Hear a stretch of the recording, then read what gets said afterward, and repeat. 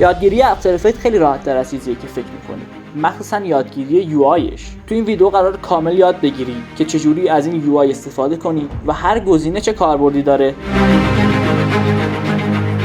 در وهله اول وقتی که میایید داخل افتر افکت با یه همچین صحنه مواجه میشید که از اینجا میتونید یه پروژه جدید بسازین، از اینجا پروژه قبلیتون رو میتونید باز کنید، یعنی اینو میزنید و وارد فولدراتون میشید و اینجا هم میتونید پروژه قبلیتون رو ببینید مثلا،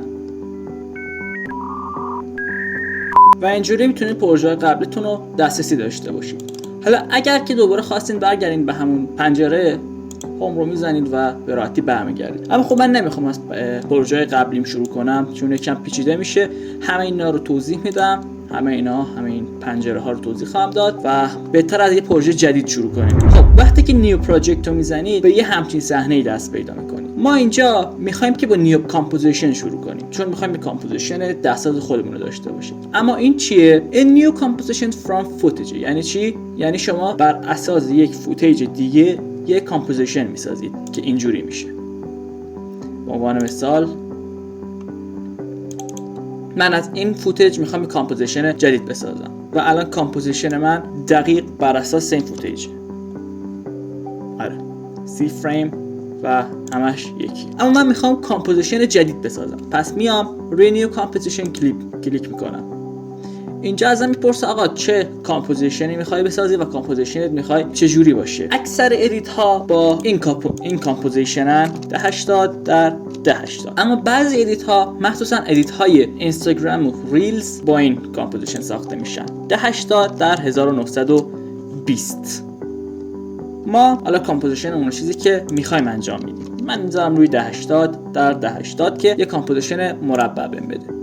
اینو اینجا فیت میکنم. ما اول از اینجا شروع میکنیم که ببینیم اینا چی هن. اینجا اول چند تا گزینه داریم که اینا آنچنان مهم نیستن، اینا رو توضیح میدم ولی خب اکثرا مهم نیستن. اولی کیفیت اوتپوتتون رو تعریف میکنه. اگر بذارینش اوتو بستگی به رمتون و کیفیتتون براتون تنظیمش میکنه. اما خب اینجا فول داریم که با کیفیت خود ویدیوتون نمایش میده بهتون، یعنی کیفیت اصلی رو بهتون نمایش میده. هاف داریم که کیفیت رو نصف میکنه. ترد داریم و ایشون که به ترتیب 1/3 و 1/4 کیفیت رو نشون میدن. و برای اینکه بخوام عملا نشونتون بدم همون فوتیج رو میارم اینجا. الان روی حلفه. اگر ببینید الان روی 1/4 یه جایی ببرم که کیفیتش بهتر نمایش داده بشه. 1 فریم است. اگه ببینید الان یکم کیفیت تکست ها جالب نیست. اما وقتی که بذارمش روی حرف یکم کیفیت تکست الان بهتر شده. و اگر هم بذارمش روی فول کیفیت تکست ها عادی میشه. کاملش رو الان براتون میذارم که ببینید چیه. 何かに背中を押されて地獄に足を突っ込むんだ。大抵その何かは自分の意志じゃない。他人や環境に強制されて仕方なくだ。ただし自分で自分の背中を押したやつの見る地獄は別だ。その地獄の先にある何かを見ている。それは希望かもしれないし、さらなる地獄かもしれない。それは進み続けた者にしかわからない. این از اوتپوتمون. یه دونه لیر هم داریم که چیز مهمی نیست. اینجا که تایملاینمونه، همونطور که تو این پروژه بهتون نشون دادم. یه بار دیگه پروژه رو باز میکنم. اینجا تایملاینمونه، چیزهایی که میخوایم و اینجا قرار بدیم و تنظیماتشون رو درست میکنیم، ادیتشون میکنیم و همه ادیتتون اینجا انجام میشه تقریبا. که اگه بخوام بازش هم بکنم به این شکله. یکم عجیبه اگر برنامه‌های دیگه کار کرده باشید، مخصوصا پریمیر. آخه پریمیر فایل ها کنار هم چیده میشن اما این یکی روی هم چیده میشه که عادت میکنیم بهش. میان به اینجا همونطور که دیدید میتونین چیزهایی رو که میخواین اینپوت کنین و قرارشون بدین این داخل. جوری که میتونین این کارو انجام بدین خیلی راحته. یه 2 بار دبل کلیک کنید و میتونید به فایلاتون دسترسی داشته باشید، یا که از اینجا فایلتون رو به صورت دستی انتخاب کنید. یه ویدئویی که دوست دارید یا یه عکسی که دوست دارید، من علی عکس انتخاب میکنم و میارم و میندازمش این تو. برای دابل کلیک هم که دیدید من اینو اینپوت میکنم و میارمش اینجا. برای اینکه اینها رو بیاریدشون توی تایملاینتون بازم خیلی راحته. اینو اینجا میندازید و میندازینش توی تایملاینتون دیگه، خیلی راحت. اما خب حالا ما میرسیم به اینجا، چیزی به اسم افکت. کنترل. برای این باید الان یه چیز دیگر رو ببینیم که یه قسمت دیگه چه کاری میکنه و برسیم به اینجا. من الان اینو میندازم میام راست کلیک میکنم نیو و ادجاستمنت لیر، همینا رو توضیح میدم. ادجاستمنت لیر رو من قطع میکنم، میام توی بخش افکت اند پریست. الان این همه بخش اینجاست، ما مستقیم میریم سراغ افکت اند پریست. بازش میکنم، یه کم طول میکشه لود شه، اما خب نگران نباش. خب الان بخش افکت هامون لود شده. از اینجا میتونید افکتاتون رو سرچ کنید. مثلا من افکت بلر رو میندازم، یه بلر خوب پیدا میکنم. بلر من الان گاشین بلر رو میندازم روی ادجاستمنت لیرم. اگر الان داخل افکت کنترلم نگاه کنم گاشن بلر اضافه شده. از اینجا میتونم کی فریم بدم خیلی راحت. اینو میذارم روی 100 مثلا، یا حالا 100 هم خیلی زیاده، اینقدر اوکیه. میام اینجا و میام یکم عقب‌تر و میکنمش 0 و کی فریم هم گذاشته شد. حالا چجوری این کی فریم ها رو ببینم؟ آخه اینجا نیست. هر چقدرم بیام بیرون بیام داخل اینجا نیست. میام و روی جایی که بهش افکت دادم، لایه‌ای که بهش افکت دادم و کی فریم روشه، کلید یو رو میزنم و الان اگه ببینید کی فریم هم هستن و از همینجا میتونید کی فریم بدید. میتونید از همین لایه به افکتاتون هم دسترسی داشته باشید. یعنی چه جوری؟ من این افکت رو میندازم و کلید ای رو فشار میدم. الان میرم توی بخش افکت ها. من الان حتی اگه چند تا افکت دیگه هم بندازم، چند تا افکت بلر دیگه پیدا میکنم میندازم. اگر الان ببینید همشون اینجا هستن، همینجا و همینجا. میتونید دستی از همون بالا هم از پایین تنظیمشون کنید. حالا شاید شما بخواید که جای کلیپتون رو عوض کنید. مثلا الان برای من وسط چینه، شاید شما دوست داشته باشید بیاریدش این گوشه. خب از همینجا میشه، اما خب راه اصلیش اینجا نیست. الان مثلا اگه ببینید من شاید بخوام اسکیل اینو ببرم بالا. ببینید چی میشه. کاری که باید کنید اینه، دو راه دارید البته. یکی این فلش رو بزنید و میایید توی بخش ترانسفورم. هم اوپاسیتی هم اسکیل و همه چیز اینجا دارید. اما کار دیگه که میتونید بکنید و خیلی راحت تره، برای هر کدوم از این کارهای کلید مجزا تعبیه شده. برای اسکیل کلید S رو فشار میدید، برای پوزیشن کلید P، برای انکر پوینت کلید A و برای روتیشن کلید R، برای اوپاسیتی هم کلید T تعبیه شده که راحت همین اینا رو میتونید خیلی سریعتر و بهینه‌تر انجام بدید. همینجا هم راحت میتونید کی فریم بذارید. خب حالا راجع به کی فریم ها ما یه بخش دیگه داریم به اسم گراف. الان ما دو تا کی فریم رو گذاشتیم و میخوایم یه کمی تغییرات توش ایجاد کنیم توی حرکاتشون و اینا. من یه کمی میزان کی فریم رو زیاد میکنم، اینقدر مثلا. حالا ببینیم چه جوری میشه. همچین انیمیشنی بهمون میده. حالا من میام و اینها رو سلکت میکنم و میام توی این گزینه به اسم گراف ادیتور. الان اگر ببینید کی فریم هم اینجا هست. من F9 میزنم و کی فریم هامو یه حالت ایزی بهشون میدم و الان میتونم با سرعت کی فریم هام بازی کنم. مثلا من سرعتشو خیلی زیاد میکنم به سرعت فید بشه، یا مثلا سرعتشو کم میکنم و اینها رو میبرم به سمت‌های دیگه تا اگه ببینید خیلی دیرتر فید بشه. یا میتونم کاری کنم که یکم فید بشه، متوقف بشه و باز دوباره فید بشه.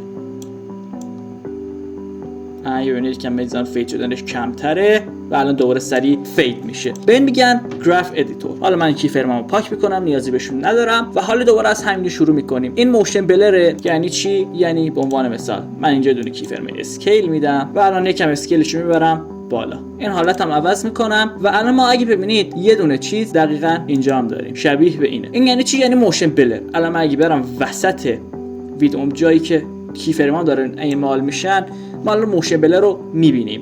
اگه اینو خاموش کنم یعنی موشن بلر نداریم. این در خود کامپوزیشن اتفاق میفته و این داخل ویدیو جایی که در عمل باید باشه. این یکم فریم ریت ویدیو رو نرم‌تر میکنه و برای اسلو موشن خوبه. دو تا حالت هم داره که بهترین حالت برای اسلو موشن دومیه و اینجا هم فعالش میشه. اینا لایه‌های شای هستن که یعنی چی؟ من به عنوان مثال این لایه‌مو میکنم شای. حالا من اگر اینو خاموشش کنم، فعالش کنم، میبینید نشونش نمیده و اینم برای کیفیتشه. اگر الان به اوتپوت نگاه کنید میبینید. و مهمترین چیز اینه، ما با این گزینه، من الان کی فرما رو پاک کنم، ما با این گزینه میتونیم لایه‌مون رو سه‌بعدی کنیم، به صورت سه‌بعدی بچرخونیم، بالا پایینش کنیم و کلا همه کارشو انجام بدیم. و آخرین چیز اینه، این ویدیوتون رو تبدیل به ادجاستمنت لیر میکنه که اگه بهشونتون بدم من از این دوپلیکیت میگیرم، اینو تبدیل میکنم به ادجاستمنت لیر. حالا یه افکت میندازم و الان اگه ببینید تبدیل به ادجاستمنت لیر شده. این لایه رو پاک میکنم و حالا میریم سراغ این بالایی ها. اولین چیز که همون هومه بهتون گفتم، این هم سلکشن تول با وی فعال میشه و این خیلی مهمه. بعضی وقتا تایملاینتون جوریه که نمیتونید کاری انجام بدید و آقا باید حتما این ور اونورش کنید، با این ابزار میتونید انجامش بدید که حتی اگه اسپیس هم بگیرید این کار انجام میشه. من اسپیس میگیرم، این زوم میکنه براتون که آنچنان حالا به کار نمیاد. اینها برای سه‌بعدی هستن، چیزایی که میخوایم سه‌بعدی کنیم. و این دوتا روتیشن تول که ویدیوتون رو میچرخونه و این هم برای انکر پوینتتونه. اگر بدونید انکر پوینت چیه که خیلی خوبه، اما اگر ندونید چیه، این بیلک که در وسط صفحه هست و بهش میگن انکر پوینت که مرکز ثقل. من با این ابزار میتونم جاشو عوض کنم. برعکس پریمیر که دستی میشه جاشو عوض کنی، در اینجا نمیشه. اینجا شیپ تول داریم که دو تا کار میتونه انجام بده، یکی اینکه ماسک کنه و دو اینکه شیپ بسازه که حالا ما با این شیپ ها خیلی کارا میتونیم انجام بدیم که در ویدیوهای بعدی. اینم دقیقاً همونه، هم میتونه شیپ بسازه که این یکی به صورت دستیه، حالا هر جور که دلتون بخواد میتونید شیپ بسازید، یا که میتونه ماسک کنه. و آره اینا هم بهتون بگم، برای اینکه به ماسکتون دسترسی داشته باشید میتونید کلید ام رو بزنید و به ماسکتون کامل دسترسی دارید. حالا حتی اگر بیشتر از یک ماسک هم داشته باشید اینجا نمایش داده میشه. حالا من ماسکامو پاک میکنم. این مهمترین چیزیه که افتر افکت داره به نظر من به نسبت پریمیر. باش میتونید تکست بنویسید، از اینجا هم میشه انتخابش کنید. هم میتونید کنترل تی بزنید و اینجوری حالا بنویسید که حالا یه مود دیگه شه، هم راستکی مینویسه به قولی، هم چپکی، که اگه اینجا نگه دارید مودهاشو میبینید. این براش هیچ کاربرد خاصی هم نداره، خط میکشه. الان اگه بیاین اینجا خط خطی شده. توی افکت کنترل هم میاد، توی افکت ها هم قرار داره. از اینا داریم که من واقعا استفاده نکردم، ولی خب میتونید جاهای دیگه رو باش کلون کنین. ظاهرا اینو من واقعا نمیدونم چیه. پاک کنه، این داره همه چیزو پاک میکنه. اگه من اینو فعال کنم میبینید اینجا ترانسپرنت داره میشه، ویدیو رو داره پاک میکنه. اینم دوباره من برمیدارم. این سه تا زیر مجموعه چیزن، پینت هستن که آنچنان اهمیت خاصی ندارن. اما مهمترین چیزی که افتر افکت داره اینه روتو براش تول. الان من اگر بیام اینجا، اینجا الان اگه ببینید تکست رو من گذاشتم پشت کاراکتر و با این ابزار انجام میشه. شما روتو براش تولتون رو انتخاب میکنید، یه دابل کلیک روی اوتپوتتون و اینجوری روتو براش میکنید و وقتی هم که کارتون تموم شد فریز رو میزنید و سوژه‌تون از بک‌گراند جدا میشه. دقیقاً مثل این. چیزای خیلی زیادی نمیمونه. گفتم که اینو توضیح میدم، این چند تا رو که من الان اینجا یه ماسک انجام میدم، یه ماسک میکشم. الان این دورا مشکیه و شاید فکر کنید که مشکیه، اما نه، این دورا هیچ چیزی نیست، در اصل ترانسپرنته. و من اگر که یه سالید اینجا بندازم، یه سالید آبی میندازم، ببینید اینجا ترانسپرنته و هیچی نیست. و حالا مهمترین چیزی که باید توی افتر افکت بلد باشید دقیقاً همین کاری بود که من الان کردم، ساخت لایه‌های متفاوت. با کیبوردتون میتونین انجام بدید. به عنوان مثال اگر بخواید سالید بسازید میتونین کنترل وای رو بزنید و شورتکات سالید براتون میاد. یا مثلا اگر که آلت کنترل شیفت رو بزنید تو نال ابجکت بسازید، که نال ابجکت خودش دنیای دیگه است. توی ویدیوهای بعدی حتما بهش میپردازم. میان اینجا راست کلیک میکنید، نیو، و اینجا یک دنیایی از چیزها رو داره. adjustment layer، shape layer، null object، solid و حتی کامera، که کامera رو شاید حالا براتون جالب باشه. من الان یه لایه کامera میسازم و برای اینکه بتونم از لایه کامera استفاده کنم این باید 3D باشه. و حالا چیزی که افتر افکت داره اینه، شما میتونید دو تا ویو داشته باشید. الان ویو 1، ویو 2. من این ویو رو تنظیم میکنم که از بالا بیاد. الان گذاشتمش روی بک، میذارمش روی تاپ و من الان یکم زوم اوت اگه کنم اینجای دوربینمه، میتونم از دوربینم استفاده کنم. و اینجا هم چند تا ابزار کاربردی هست که اکثرا آنچنان به درد نمیخورن و به درد بخوراشون البته بگم.